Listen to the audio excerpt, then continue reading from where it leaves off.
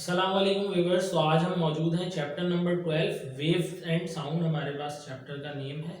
तो इसके हम न्यूमेरिकल्स को सॉल्व कर लेते हैं। फर्स्ट न्यूमेरिकल हमारे पास गिवन है इस चैप्टर का, the wavelength of wave is 0.1 nanometre.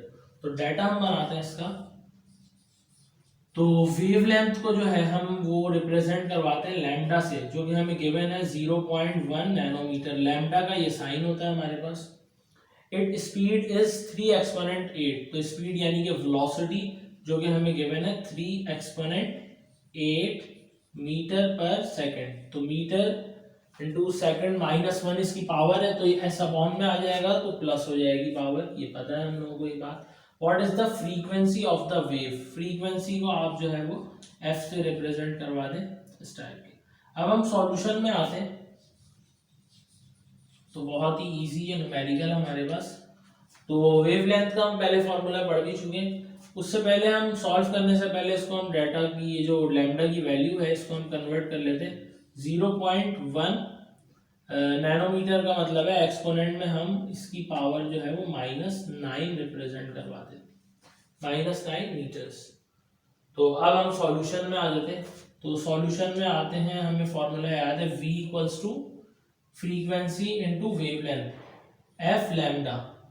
Now v equals to velocity आपको गिवन है जो कि आपके पास 3 एक्सपोनेंट 8 है। 3 एक्सपोनेंट 8 इक्वल्स टू लैम्डा की वैल्यू आपको गिवन है और f आपने मालूम करना है फ्रीक्वेंसी का f। तो फ्रीक्वेंसी का f एज इट इज है और ये आपको लैम्डा की वैल्यू है 0.1 एक्सपोनेंट -9। अब हम इसको इस पूरी टर्म को जो है वो राइट साइड पर लाकर और इससे डिवाइड कर देते हैं। 3 exponent 8 divided by 0.1 exponent -9 equals to F, frequency का एफ। अब ये 9 यहाँ पर ये 30 यहाँ पर हमारे पास जो है वो 0.1 से डिवाइड होगा, तो इसका आंसर हमारे पास जो है वो 30 आ जाएगा। देन ये हमारे पास 10 की पावर 8 है, ये अपॉन में 10 की पावर -9 है जो कि ऊपर आकर ऐड हो चुकी है, प्लस का 9 हो गया।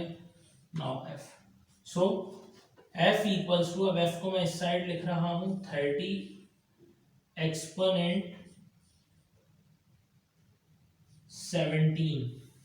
तो फर्स्ट नॉन जीरो के बाद अगर हम ले आए इसको, ये हर्ट्ज हमारे पास इसका यूनिट हो गया फर्स्ट नॉन जीरो के बाद, यानी कि यहाँ पर पॉइंट है, इस पॉइंट को अगर राइट टू लेफ्ट हम यहाँ मूव कर दें तो ये पावर एक इंक्रीज हो जाएगी, यानी कि 3 एक्सपोनेंट 18 हर्ट्ज। ये आपके पास इसका हर्ट्ज यूनिट है फ्रीक्वेंसी का। तो ये आपका न्यूमेरिकल नंबर 1 12.1 चैप्टर नंबर 12 का फर्स्ट न्यूमेरिकल आपके पास कंप्लीट हो गया। ओके नाउ सो क्लास, अब हम चैप्टर नंबर 12 का सेकंड न्यूमेरिकल सॉल्व कर लेते हैं। A tuning fork vibrates 256 times each second and produce a wave 1.3 meter long। तो डाटा में आते हैं सबसे पहले। ट्यूनिंग फॉर्क वाइब्रेट्स, तो ये आप ट्यूनिंग फॉर्क वाला एक न्यूमेरिकल प्रैक्टिकल भी इसका सॉल्व करेंगे। तो ट्यूनिंग फॉर्क उसमें आप देख सकते हैं किस तरीके का होता है, जो कि वाइब्रेट करता है जब उसको आप पैड से, रबर पैड से हिट करते हैं। तो उसमें बता रहा है जब वो वाइब्रेट करता है 256 टाइम्स, तो यानी फ्रीक्वेंसी गिवन है ईच सेकेंड, यानी कि आपके पास जो नंबर ऑफ वेव्स होती हैं वाइब्रेशन अपॉन टाइम भी आपके पास जो है वो फ्रीक्वेंसी के इक्वल होता है। तो आपको फ्रीक्वेंसी गिवन है 256 अपॉन 1। तो 1 को हमने लिखने की जरूरत नहीं है, 256 हर्ट्ज ही मैं डायरेक्ट इसको रिप्रेजेंट करवा देता हूँ। Produce a wave of 1.3 metre. तो वेव लेंथ आपको गिवन है इसमें 1.3 मीटर्स। कैलकुलेट द पीरियड, यानी टाइम आपसे पूछा जा रहा है, time period, and the length and the sorry the velocity of the wave. Velocity को आप v से रिप्रेजेंट करना है। तो दो पार्ट है इसके, ये पार्ट ए में आपने कैलकुलेट करना है, ये पार्ट बी में। तो आप सॉल्यूशन के फेज में आते हैं इस न्यूमेरिकल के हम। तो सबसे पहले हमें फॉर्मूला मालूम है टाइम पीरियड का, जो कि इक्वल होता है 1 ओवर फ्रीक्वेंसी के। तो t इक्वल्स टू 1/256। जब आप इसको डिवाइड करेंगे तो ये आपके पास 0.0039 और ये आपके पास सेकंड्स में आप इसको रिप्रेजेंट करवा सकते हैं।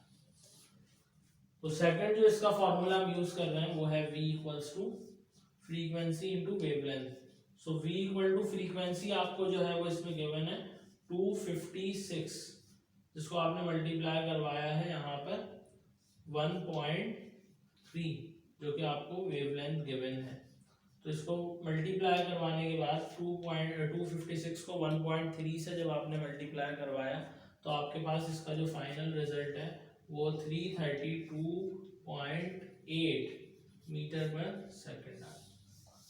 तो आपका सेकंड न्यूमेरिकल भी इस चैप्टर का सॉल्व हो गया है।